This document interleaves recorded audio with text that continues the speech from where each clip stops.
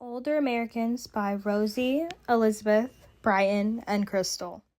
The Social Security Act of 1935. The Great Depression helped make support for the elderly a federal issue instead of just a state, local, and family concern. On January 17th, President Roosevelt sent a message to Congress asking for Social Security legislation. Senator Robert Wagner from New York and Representative David Lewis of Maryland introduced bills reflecting the administration's views. A compromise bill was passed on August 15, 1935. The Social Security Act created a unique solution to the issue of old age pensions. Through March 4, 2025, the Social Security Act has already paid over 1 million people more than $7.5 billion in retroactive payments. Medicare and Medicaid, 1965. On July 30, 1965, President Lyndon B. Johnson signed the Medicare and Medicaid Act into the law. It established Medicare for elderly individuals and Medicaid for individuals with low income. It was funded by a tax on the earning of employees and matched by the contributions of employers. By the end of the first year, around 20 million beneficiaries enrolled in it. The Older Americans Act, 1965. On July 14, 1965, it established the Administration of Aging with the Department of Health. William Betchell was named the first Commissioner of Aging. The new law authorized grants to states for community planning and service programs, researching and training projects in aging. It also implemented programs which served Native American elders, services for elders with low income, and services for in-home care. Age Discrimination in Employment Act, 1967. This act prohibits the discrimination of individuals 40 years of age or older in programs and activities that are receiving federal financial assistance. This act is funded by the Civil Rights Center. It protects individuals from discrimination based on age in hiring, promotion, discharge, compensation, or terms, conditions, or privileges of employment. Americans with Disability Act of 1990. The ADA is a critical piece of civil rights legislation that stands to eliminate discrimination of those with disabilities, especially elderly individuals who are the most vulnerable. The Americans with Disability Act is divided into 5 separate parts: employment, public services, public accommodations, telecommunications, and miscellaneous provisions. The number of individuals aged 65 or above is projected to double from 52 million to 95 million by 2050.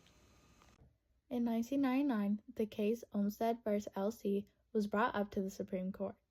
This case started when Lewis Curtis and Elaine Wilson were sent to the psychiatric unit for their disabilities.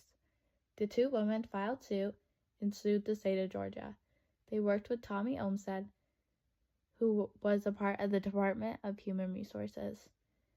The Supreme Court decided that segregation of people with disabilities goes against the Americans with Disabilities Act.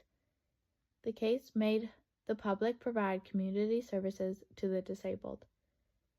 Some organizations involved with this case was the National Disability Rights Network, Baseline Center, and the ADA National Network.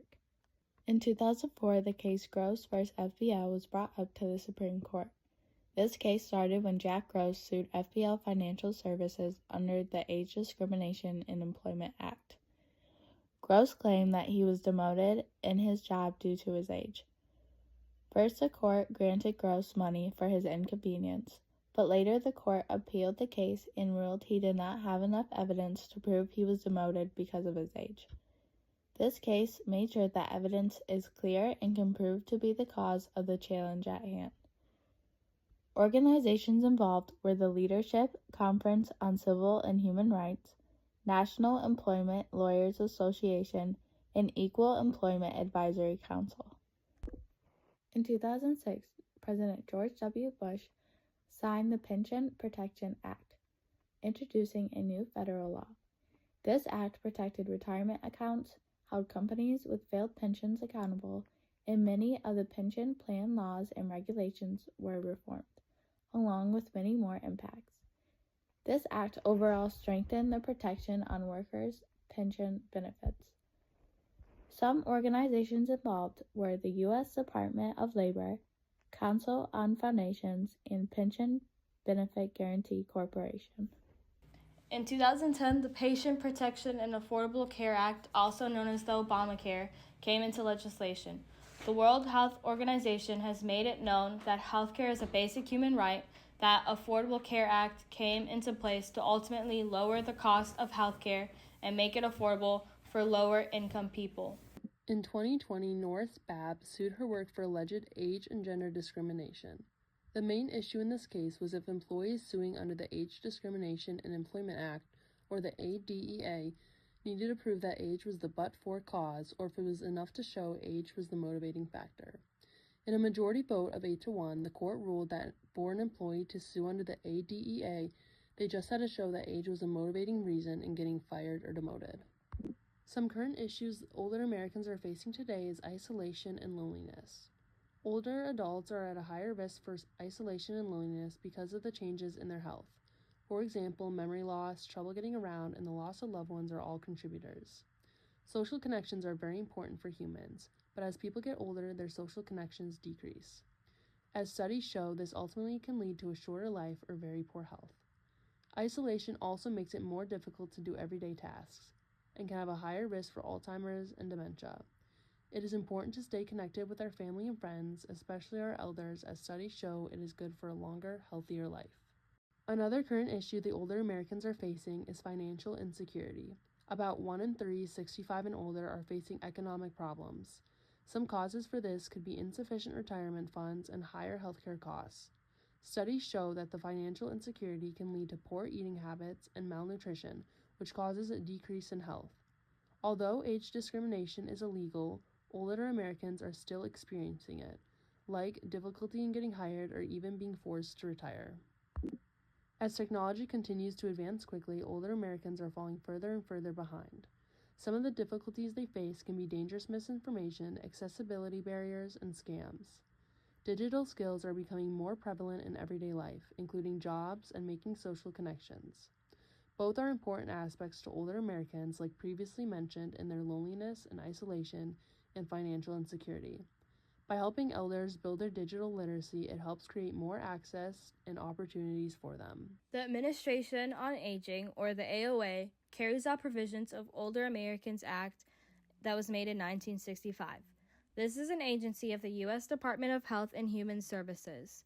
The AOA provides services to help the elderly live independently at home, which is usually over the age of 60, and it has many different offices, like the Office of Supportive and Caregiver Services, the Office of Nutrition and Health Promotion Services, the Office of Long-Term Care Ombudsman, the Office of Elder Justice and Adult Protective Services, and the Office for American Indian, Alaska Natives, and Native Hawaiian Programs. All these offices help the older people become more independent and able to do things without people's help. In 1959, Ethel Andrus, a retired teacher, set up American Association of Retired Persons, or the AARP. Ethel did this in order to help the elderly remain active by serving others.